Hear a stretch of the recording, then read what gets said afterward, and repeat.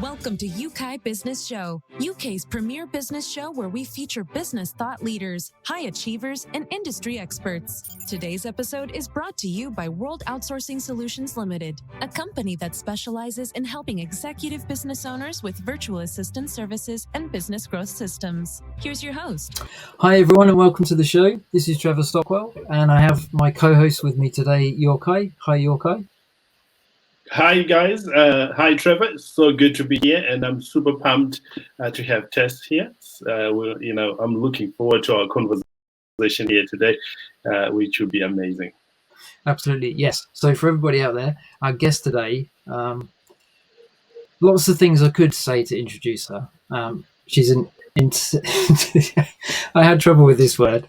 She's an integrative nutrition health coach, a wellness chef. She's a model and a healthy lifestyle influencer.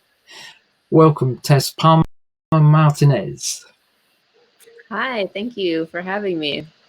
You're welcome. Hopefully I got your name right rather than the descriptions and that. So yeah, apologies for that. It's great to have you on the show though. There's lots of things that you can share with us, I'm sure, that will help us with managing life, managing businesses, growing the business as well. You mentioned the BTG method as one of the things that you focus on. Maybe to start with, just before we get into that, just quick synopsis on who you are, how you've got to where you are. Yeah, so I am from New York and born and raised, but I also am a Brazilian citizen. My dad is from Sao Paulo, and so that is very much part of who I am as a person. And I love Brazilian food and lots of color. And that primarily that's the biggest part of my food is the color. I try to infuse really clean, healthy food with as much color as possible because the eye looks at it and it's very appetizing. Lots of times healthy food is either just green or even brown sometimes, and it's just not appetizing. So your taste buds are going to react to what the whole presentation looks like. So when it's really colorful and it's every color of the rainbow and it even has some artistic quality to it, it becomes more appetizing. Yeah, that's interesting. So what's BTG then? Yeah, BTG, Building the Goddess, was a formula that I created during quarantine for myself. And that was identifying 4 main areas in my life that I felt I could elevate. And I made a chart for myself on a calendar. And every day I would tick off each of those marks. Sometimes I wouldn't do all 4 areas, but I would try my best. And I would do something within those areas every day. So for me, that was nutrition. It was my business. It was spirituality and movement. And because of the nature of quarantine, I didn't have any other obligations going on in my life. My work, I didn't have to go to work. I couldn't work from home. So I had full open availability. And so I really just played in this space of what would work. And in nutrition, maybe that day it was drinking as much water as I could just to see how much can I consume and how does my body feel when I have more water. Sometimes it would be trying to eat 9 cups of greens a day. And because I had read that was the ideal amount of greens that you should be consuming. And is that feasible? And how can I sneak in more greens into my diet? If it was for my business, maybe it was as simple as an Instagram post, or maybe I wanted to format my website new. As long as I did one thing that my attention was on that point, I would consider that done and I would put a check mark. And I found that devoting that time to me and my growth and the growth of my business, by the end of the 3 months of quarantine, I was soaring high. I had never felt so high on life, pretty much. But then the world started to open up again. I had to go back to work. I wasn't able to be as consistent with those things. And I immediately started to notice the decline there. And kind of that like lamenting idea of like wishing I could go back into quarantine. And I know a lot of people felt that. A lot of people also felt the opposite of like, get me out of here. Yeah. So it's taken more consistent effort with being busy and being back in the world, even though it's not fully the way it was, to make sure that I focus on myself, that I make sure that I'm healthy, that my business is growing. So that's the introduction to that method. Okay. Yeah. Oh, that's really good. You have an interesting story, Tessa, if I remember correctly, that you did not come into health and wellness just like that. You had to overcome perhaps you were not feeling very well at some point, and you had to go back to school to learn, and now you're helping other people do that. And on top of that, you are helping high-end clients, eat very well and have healthy food. Talk to us a little bit about your background, how you found yourself in this place where you are right now, doing what you love doing, helping other people. Sure. So I grew up as an overweight child. My mom, I grew up with my single mother. She was a dancer, very toned. We had very different body types. As I mentioned, my dad is from Brazil, and I picked up my physique a lot from Brazil and Italian genes. And there was a lot of struggle there because my mom wanted me to be healthy, but the way she ate and the way she moved in the world was not the way that I best needed that. And food became a really big struggle for me. And I ended up using food in the form of binge eating to soothe myself. And so when I would come home from school, my mom would be at work, and I would just immediately go to the kitchen. I was baking, I was cooking, I was doing all of the things that I do now, but I was doing it in a disordered eating way. As I grew up, that struggle continued. When I was in college, I had reached over 200 pounds. I was just very unhappy in myself. I felt like I was grasping at any type of identity that I could just to feel secure in that. But it wasn't until after I graduated college and I went to California, to LA, just for a few months, and I met my first vegan person. And I had never heard of the concept before. This was in 2009. And I was just so taken by that I decided that I wanted to be vegan. And I was vegan for 8 years. I worked in a vegan restaurant in New York City. I worked my way up from, I was a juicer all the way up to a manager. And I really identified with that vegan culture. And I do want to point out, though, that while I was vegan for 8 years, I was not healthy. So vegan, in case anyone doesn't know, is that you don't eat any animal products. So no meat, no eggs, no cheese, no honey. You don't wear leather, those kinds of things. But with modern advances, there are a lot of ways to make vegan alternatives. And so I could still be eating a cinnamon bun that's vegan.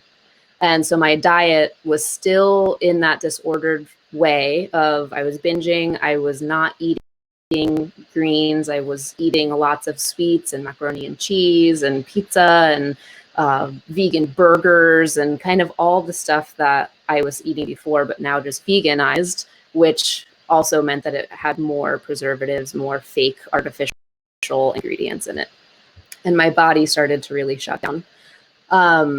I was also struggling with menstrual issues at the time and couldn't really figure that out. I had gone to lots of doctors that they didn't know what was going on. When I was, how old was I? It was in 2018, so 2 years ago. I decided that I was going to stop eating gluten. Oh, and at this point, I'm no longer vegan and I'm back onto a full omnivore diet, except for I decided to cut out gluten just to try.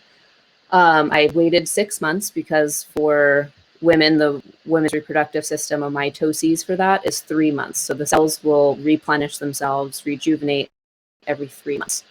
So a 1 month cleanse isn't really going to notify my body of anything. It has to be that full 3.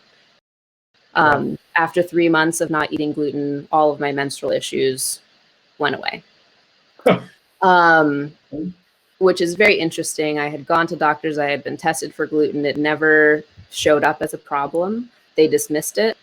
But my body told me that that's what it was, because I just had to take the time to listen and give myself 3 months, which looking back, I'm so glad that I did.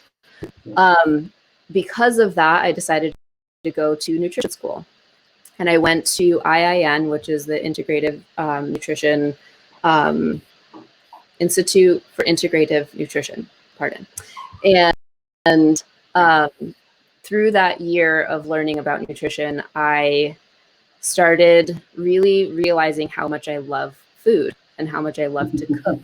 And it's been a through line for my entire life, but I just had a really bad relationship with it. And I started playing with color. So as I mentioned, I really love color. A lot of that comes from the Brazilian culture. I also was an art student in college, and my eye just goes to that design. And looking to a watermelon radish. For those of you who don't know, watermelon radish, it's like lime green on the outside, and you cut into it, and it's just vibrant magenta on the inside. And playing with that and adding it to a salad and seeing how that changed the way that I desired to eat that salad. And I started cooking for other people. I just kind of put it out there in the world that this is what I wanted to do. And everything shifted around to make that a possibility for myself. And now I work with high-end clients around the world, and I'm very happy about that. Yeah, I was watching one of your shows. For those listening, and you may be looking for a high-end chef, you may just want to check Tessa's Instagram there. I'm sure we will mention it later on, but I just couldn't wait that long. Great show, very easy step-by-step way that she helps other people do what she's is doing. Over to you, Trevor.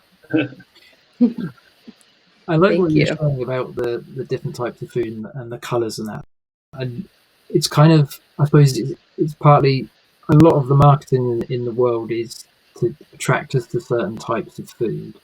So it's interesting that it's colour that's kind of, I suppose, what's got you motivated or helped you focus on the right sorts of food. Maybe for people that are listening that are not anti-vegan, because that would be the wrong phrase to use, but people that would be reluctant to, say, embrace becoming a vegan, vegetarian, or even go gluten-free. They just kind of have realized that I need to start a new chapter in my life where I need more energy, or I need to get a better balance from the physical aspects so that I can run my business, but also enjoy my personal life outside of business, kind of thing. What would be a couple of the things that would maybe, to the untrained ear, sound less radical than the shifts that you took? What would be some of the things you could suggest that they would look at and start to implement or tweak? Yeah. Number one is take a look at how much sugar you're eating, and include fruit in this, because the body is really digesting it in the same way, in my opinion. I've also learned through nutrition school that there are scientific studies to prove any way of thinking. And so you could easily find an article that says, eat as much sugar as you want to, it doesn't matter, your body can handle it. In my opinion and my expertise, sugar is the biggest disruptor to the immune system. And the body can handle 17 grams of sugar per day. That equals 6 teaspoons. The average person is eating 50 to 75 grams of sugar per day. Whoa. So it's a big difference. Yeah. You also can utilize Google. You can type in how many grams of sugar in a banana, and it'll tell you. So you can start to compile, just make a simple list, even for how much sugar in your breakfast are you consuming. If you're having a prepackaged yogurt, probably you're consuming all of your sugar for the day in that one yogurt. But people don't really understand how much they're consuming.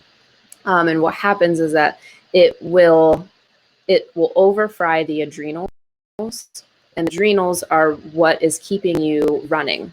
And so if you overfry them, then you're going to be suffering from fatigue, possibly migraines, or just constant headaches, body soreness, lethargy.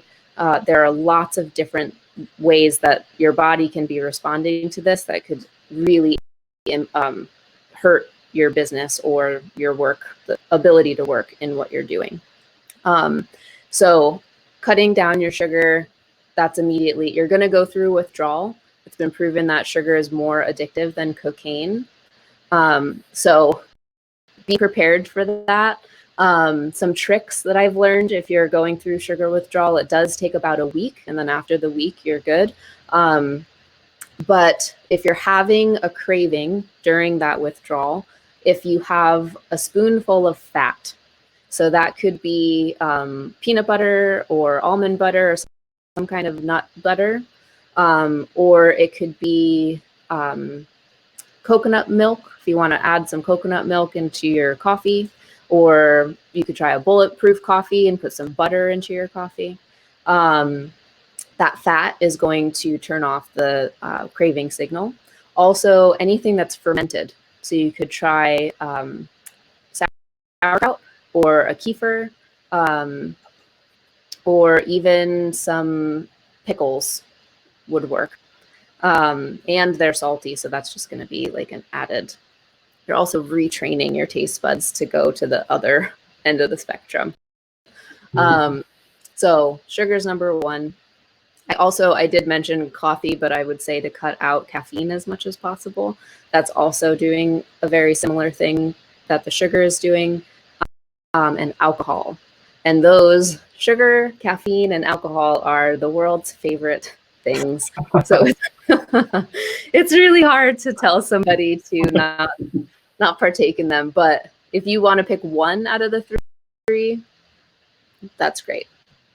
Okay. And I think you kind of alluded to it earlier, in the sense of, to somehow there's a way of listening to your body to tell you which is probably less helpful to keep consuming. How, from somebody that hasn't sort of studied nutrition, how could I discover? How could I listen to my body? What would be maybe a quick hack that could help to listen? I just learned this the other day, and I'm it's hot off the ecstatic about it. So the goal for people is to be in the body. That's what, for the last 20 years, meditation, that whole thing, it's all about coming back into the body. When it comes to food or anything, really, as soon as you catch yourself making an excuse or reasoning, you've left your body and you're now in your mind. And so a quick hack for that is, if it's a full body yes, then it's a yes. If it's a full body no, then it's a no. But if there's any point, there's any middle ground there where you find yourself trying to reason with it, well, maybe if I just do this, or well, that could help me in this, it's a no. Just slide it into the no category, and really wait to feel what is a yes. And so if you're deciding on what to eat, and it is a turkey sandwich with a nice salad, or it could be, I'm just going to stop at McDonald's. McDonald's is going to be faster. Maybe you're in a hurry.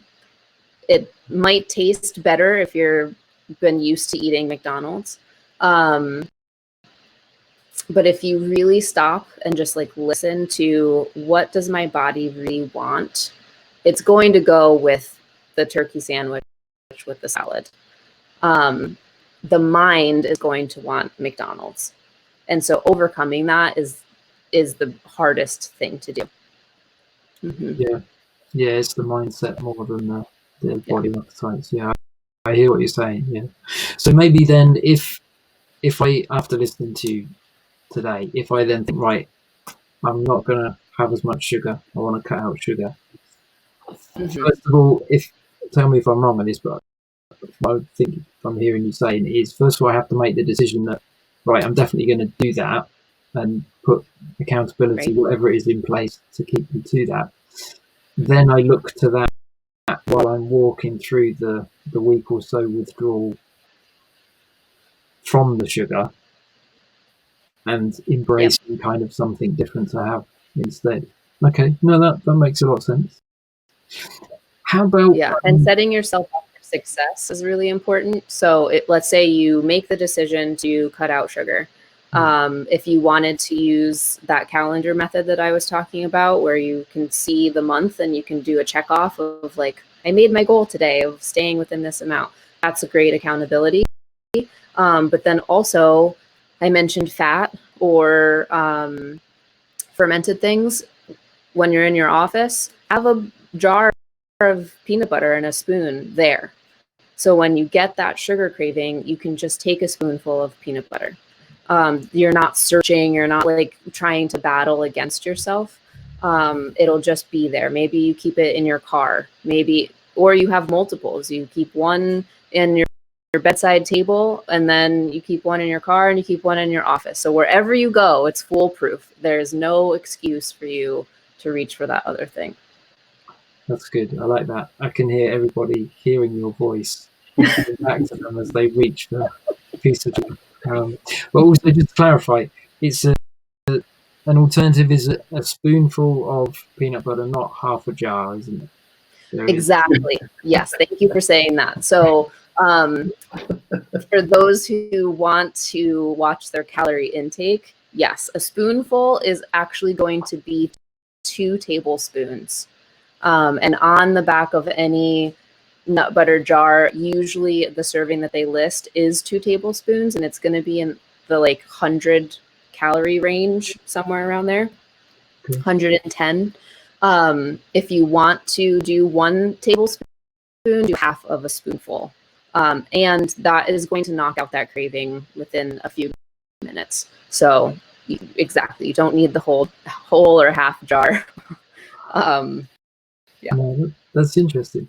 So that kind of, in some ways, answers part of what I was going to ask you next, because I'm always kind of intrigued at, particularly when I get the opportunity to talk to nutritionists, what I find an area where I can trip up easily is I'm engrossed in the middle of a task, I get hungry, I don't have the peanut butter nearby, biscuits are the closest thing, it's a quick fix. What would be, as well as the jar of peanut butter or something like that, I kind of, as you notice, like I'm leaning towards that more than sauerkraut. But everyone out there that loves sauerkraut, pick sauerkraut. Well, the sauerkraut, you need a refrigerator, and I totally get it. It's a lot easier to go with that. Yeah, no, that's all. I'm glad you understand. I feel better now. But what would be a couple of other kind of healthy snacks or maybe quick meals? Something that if you spent longer working on a project than you really wanted to, you don't now feel like cooking a meal or spending enough time on that. What would be some good kind of quick things that would give us the energy that we need, that would help us kind of concentrate if we're still finishing off the project before we switch off for the day, that we could kind of have nearby that maybe doesn't need a fridge, if there is such I love that question. And I actually use this a lot because in my car I have a little basket. I learned this from a woman many years ago when I used to work in the floral industry. And it's just a lot of driving around. And so she always kept a basket of snacks in her car. And I adopted that. And so I tell my clients this same thing: get a little basket, or it could even be a tote or some kind of container. And go-to snacks that I recommend, aside from the nut butter, are a sugar-free jerky if you eat meat. You can easily find, but just make sure that it is sugar-free and as free of any additives as possible. But there are a lot of options. If you just, in the row of jerky, if you pull one down, take a look at the ingredients, you're sure to find one. If you want different flavors, if you like it spicy, if you like turkey versus beef, whatever you like, grab a few of those, have those on hand. Solid nuts rather than the nut butter, but just nuts in general, nuts or seeds, any of those are good. Try to go with salted. I know that it's popular to do the raw nuts right now, but the salted aspect of it actually turns the nuts into a soluble fiber, and it's going to help detox the body a bit more. And like, if you think when we used to go to bars, or people used to go to bars, they'd have that bowl of nuts that doesn't exist anymore, but it's always salted nuts, and that's because it allows the liver to absorb and detoxify what needs to be processed. I didn't realize that. Another thing would be popcorn. Popcorn is my favorite snack, and I feel like it often gets overlooked. Try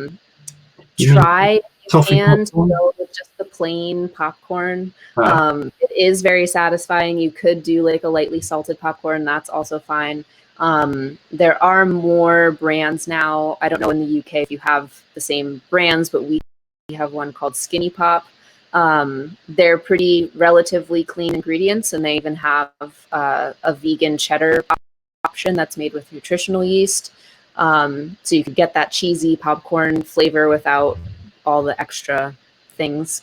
So those would be my three go-to: the jerky, nuts or seeds, and popcorn. Popcorn. That's good. I'm glad you mentioned that. I like popcorn, so yeah, I feel better already.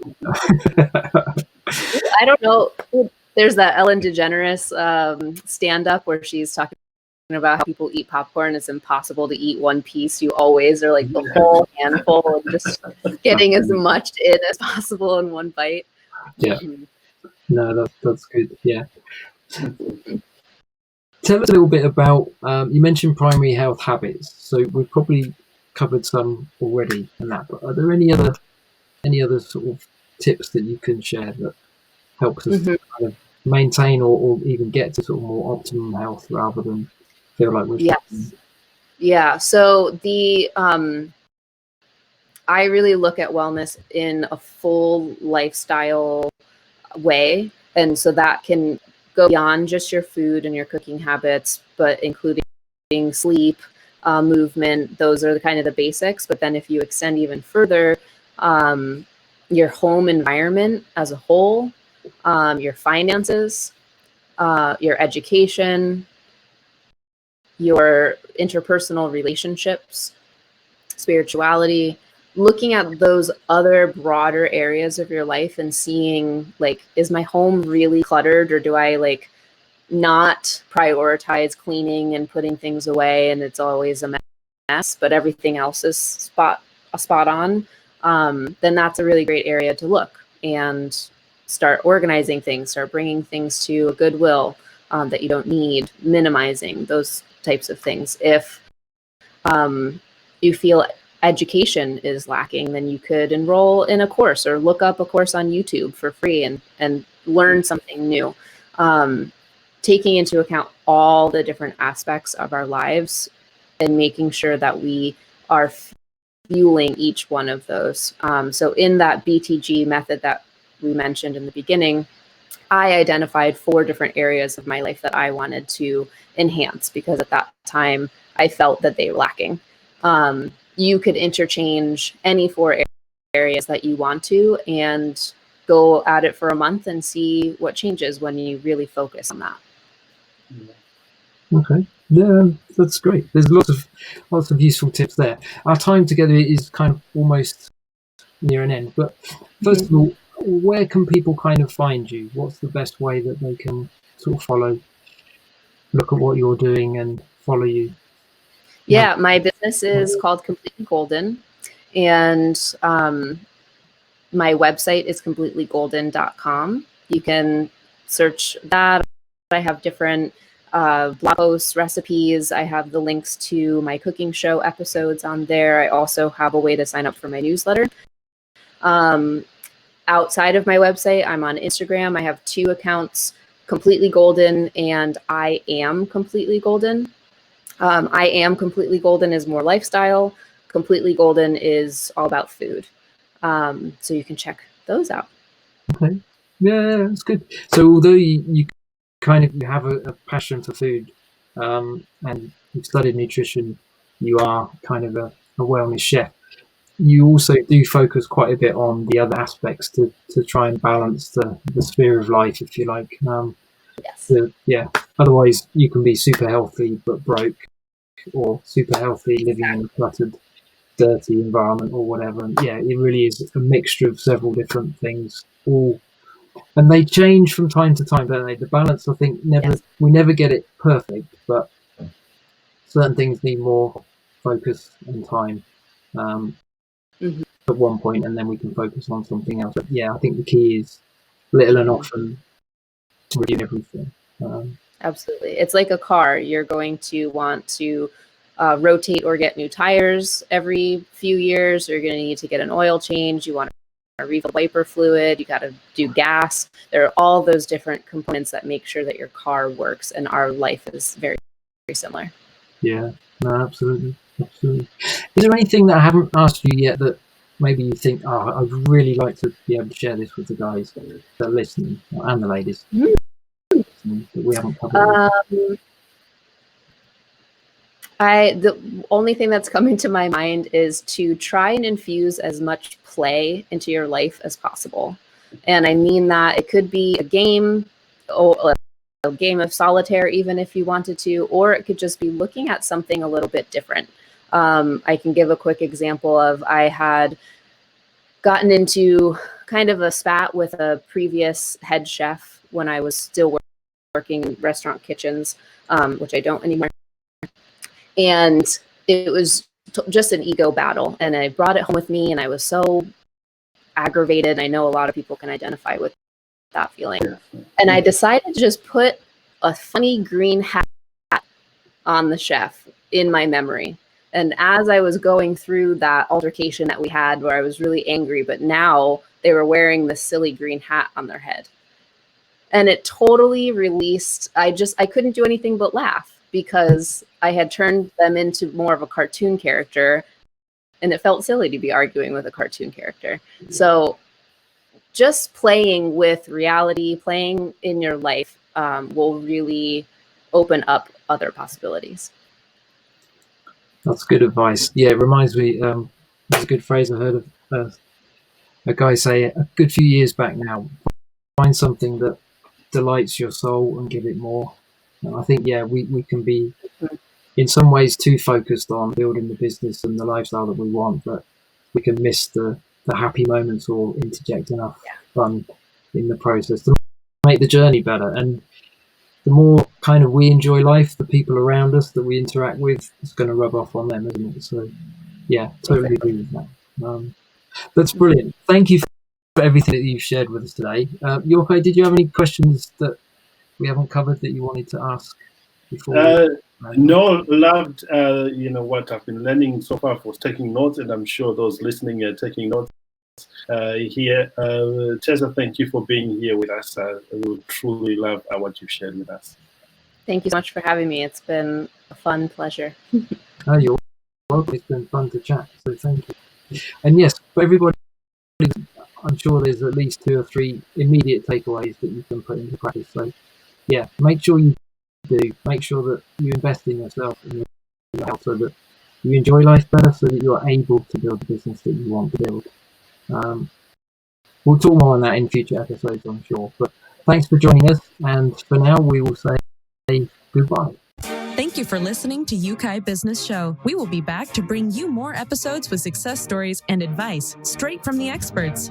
Want more? Check out www.ukbusinessshow.com. Get your free trial of our virtual assistant service today. Just visit www.worldoutsourcingsolutions.com. Quote WOS18 or send us an email at support@worldoutsourcingsolutions.com.